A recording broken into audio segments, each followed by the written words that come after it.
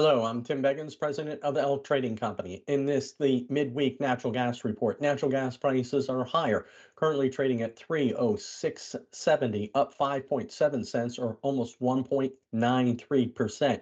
As you can see, we bottomed out potentially on Monday, and right now we're just kind of sitting here trying to move a little higher because cash prices are helping us with the warmer temperatures. Currently trading around 305 this morning in cash. Let's look at the hourly chart. This is for the September contract on barchart.com. As you can see, it held in first pivot support, which came in at 294.60. We are through the pivot, which was at 299.30, and we're tested and gotten through the next pivot resistance, which was at 305.80. So currently, right now, we're trading 307. So our next resistance level will be 310 and a half, and then well above that at 317.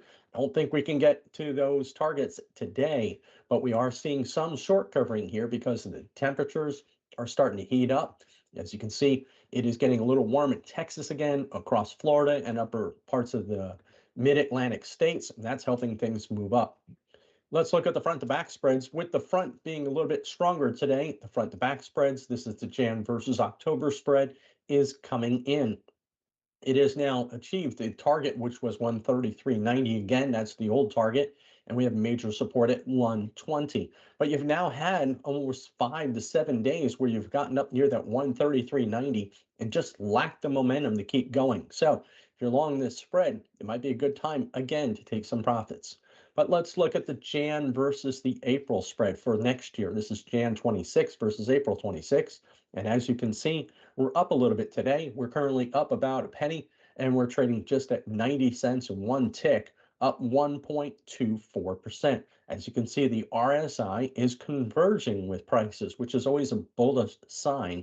And as you can see here, we've overlaid the price chart with an Elliott impulse wave count, which is completed here at a fifth wave. And let's take a look at that 8 to 14-day temperature outlook. As you can see, above normal across much of the eastern half of the country. As you can see, Florida and parts of the Great Lakes all the way into New England with above normal temperatures on the 8 to 14-day temperature outlook. Let's look a little closer. Today, we've got that extreme heat risk in the desert Southwest where we had that drought. And as you can see right now, we are looking at about 1.4 million people under extreme heat risk today. That does ease up as we get through. But look at Florida. It's because it's humid and it is hot. That is because of these storms that continue to push in and drop a lot of rain in that area. But as we move through the forecast, we can see that there's some heat in the interior parts of the United States away from most population centers. Instead, Chicago does get some here on Saturday and Sunday, but then we start to see that warmer temperatures start to build in the upper parts of the mid-Atlantic states into New England. And we look at Tuesday, we're back getting some more extreme temperatures for heat risk here in Florida, and possibly we get some major heat risk up through the East Coast. Let's take a look at the tropics. And its tropical storm Dexter has moved out into the North Atlantic at this time. It is still sitting well off the coast of New Jersey and is pushing out by Sunday. It will be well north in the mid-Atlantic at this stage. Let's take a look at where else we're looking at. Well, we've got a long line of storms now coming off of Africa. It is staying below this African dust layer, the Saharan air layer. And we've got another outlook here to keep an eye on in the Caribbean around the Bahamas. And as you can see here, that's what we're looking at. We've got a 10% chance of something developing within the next 48 hours across the southeastern part of the United States. And then we've got a 20% chance in the central tropical Atlantic. And here's what it looks like for the week of next week, which is the 13th through the 19th.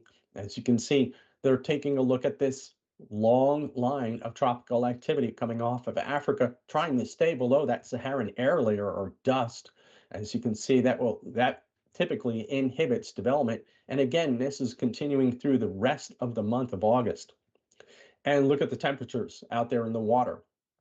Tampa up at 87 degrees. This is fuel for a hurricane if one can develop in this area and bring a lot more moisture on land. This is the one thing you have to remember about hurricanes. They're demand killers.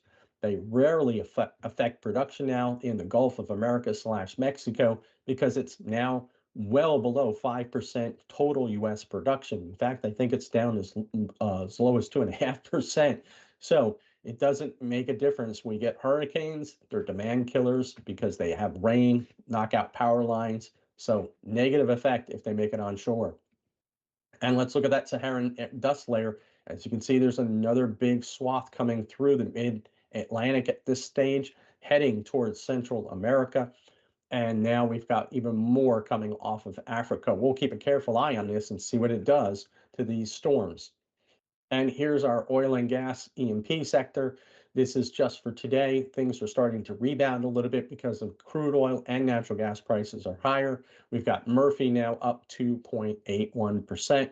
We've got a little bit of negativity actually in CNX down 0.27%. So recapping right now for the September contract, we're currently trading at 305.40, up 4.4 cents or 1.46%. Be careful, we really haven't broken out over Monday's range. We need to get over 307.80. That's the high for Monday.